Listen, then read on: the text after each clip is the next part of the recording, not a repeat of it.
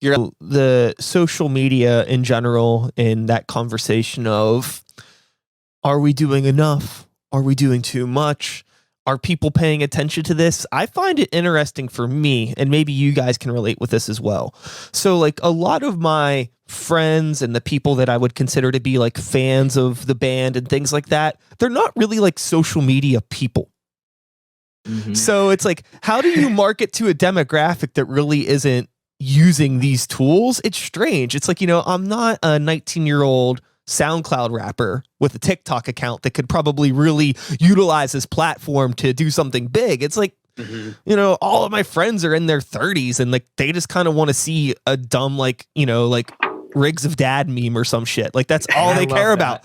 Yeah. That's all they care about. So it's like, sure, I could probably post something like once a week about the band, and that's probably more than enough. I don't think I need to do like all of this extracurricular stuff, but it's still fun to do it. I find like there's ways to have fun with social media, and it doesn't have to feel like such a hellscape or that like you're contributing to some sort of like toxic social experiment. I think there's fun ways to do it with like Twitch, which is a good, we can like segue into that just real quick because you guys have been doing that a lot. That's actually how I found out about you guys, was through one of the Twitch streams via Jake the Hawk.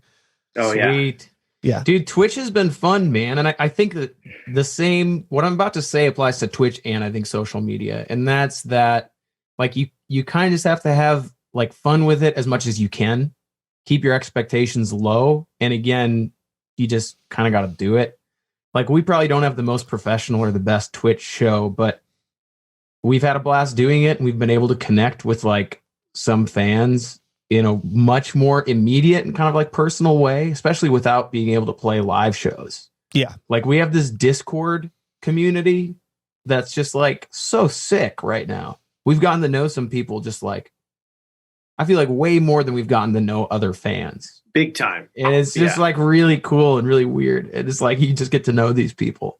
And it's just like, I don't know, it's wild, man. But keeping your expectations low. I don't think we ever go out and use social media or like Twitch, for example, with the expectation of this is going to help us like blow up. Yeah. So much as you look at it as like, we have time and we can do this thing. And this just might help bring us one step closer to like finding a new fan, 2 new fans, and just let it spread. Yeah.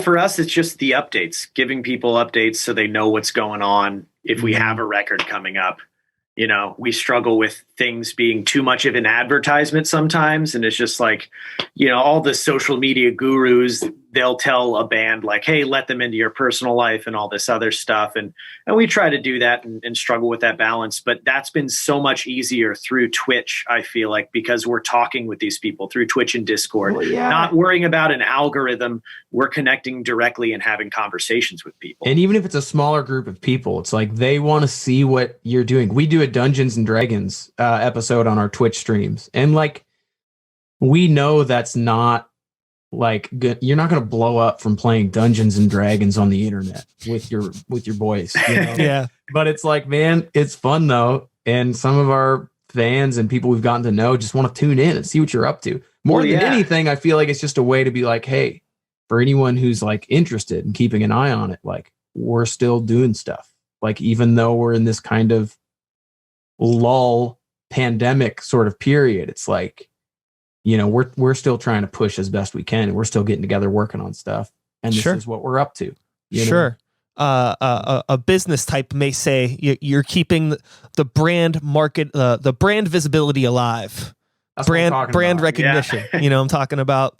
Yeah. I think that there's an interesting thing about the concept. This isn't too dissimilar from my thoughts on how I interact with social media and my expectations, because I feel that the people that my core audience isn't really like a social media type of crowd, right?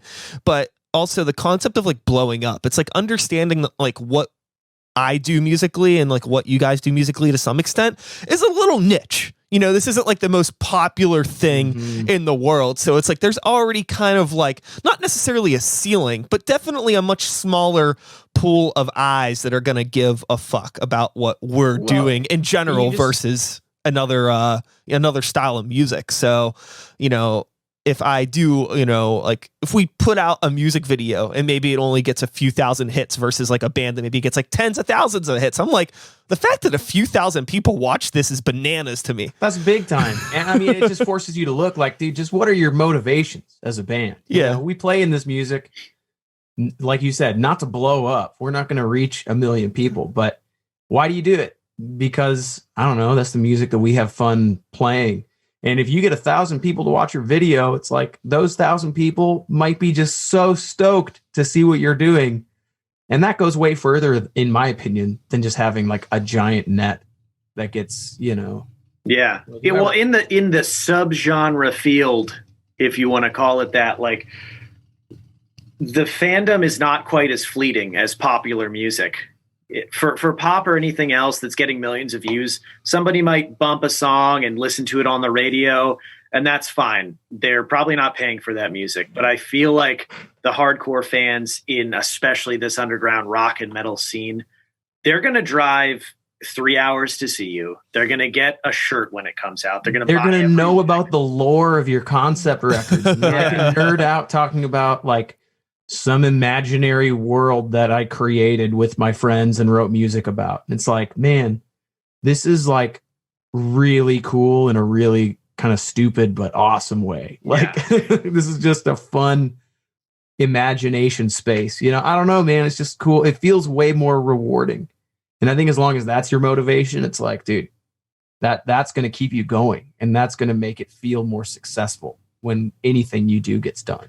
Absolutely. The thing that's always like blown my mind about pop music and people that really only engage with pop music, because I like a lot of pop music. I like a catchy tune. This is a butt that likes shaking itself. All right, I'll tell you that. But big time. There's a thing where a lot of people, it's like a song's 3 weeks old and they're like, oh, that song's old. Like, what? Like, it's so, you had said before, Zach, that it's like fleeting. It's very much just like on to the next. It's such a, for a lot of people, it's like disposable content. And like, I would like be really, I think, miserable operating in that realm if that was the world that I existed in, where I always have to be current and keeping up with the trends and releasing a single every other week. And, I'm an album guy. And I think obviously you guys are album guys as well.